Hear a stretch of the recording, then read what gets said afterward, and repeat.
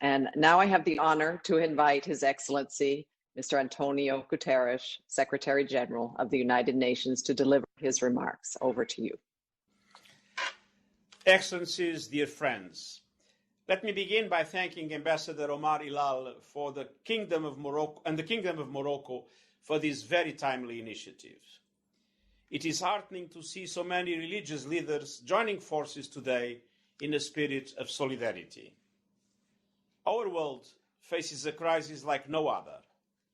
The COVID-19 pandemic is not just a global health emergency. It is a human crisis that is upending lives, destroying livelihoods, and deepening mistrust around the world. But something else is coming into view. As the virus wreaks havoc and disruption on a scale not seen in generations, we see a dawning awareness that the differences that so often divide us pale in significance. After all, the pandemic has no regard for religious or spiritual distinctions. It does not care about national borders. We are all vulnerable, and that shared vulnerability reveals our common humanity. It lays bare our responsibility to promote solidarity as the foundation of our response, a solidarity based on the human rights and human dignity of all. And it highlights the crucial role of religious leaders in your communities and beyond. We know from previous public health crises, from HIV/AIDS to Ebola, that the actions of faith leaders influence people's values, attitudes, behaviors, and actions.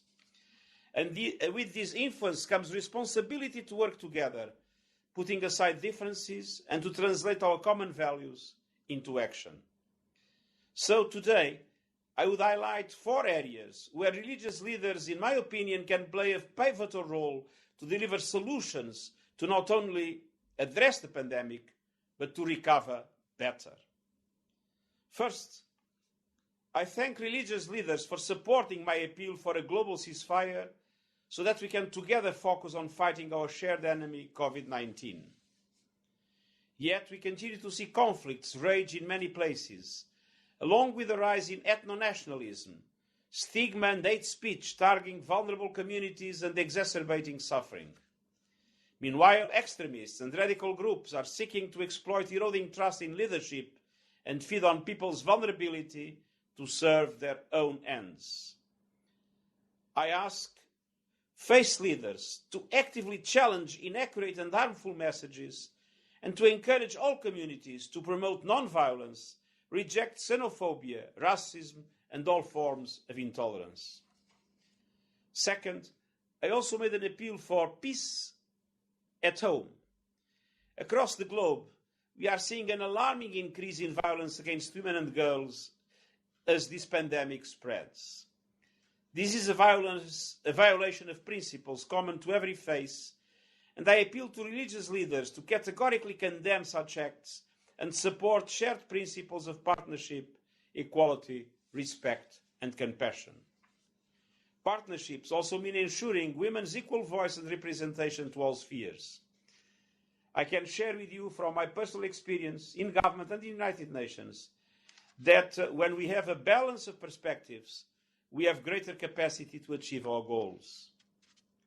Third, as we fight the spread of disinformation and misinformation, I ask religious leaders to leverage your networks and communication capacities to support governments in promoting WHO recommended public health measures, from physical distancing to good hygiene, and to ensure that faith-based activities, including worship, religious ceremonies, and burial practices, comply with these measures.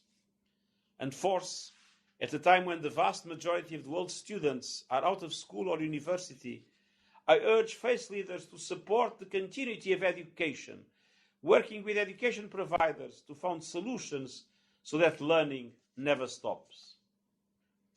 Excellencies, dear friends, to defeat this virus and build back a more sustainable and equitable world, we need communities to come together.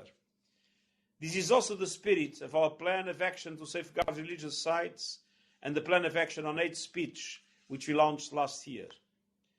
Thank you for joining forces to promote social cohesion, mutual respect and understanding unity, and solidarity. And thank you for reaffirming faith in our common humanity.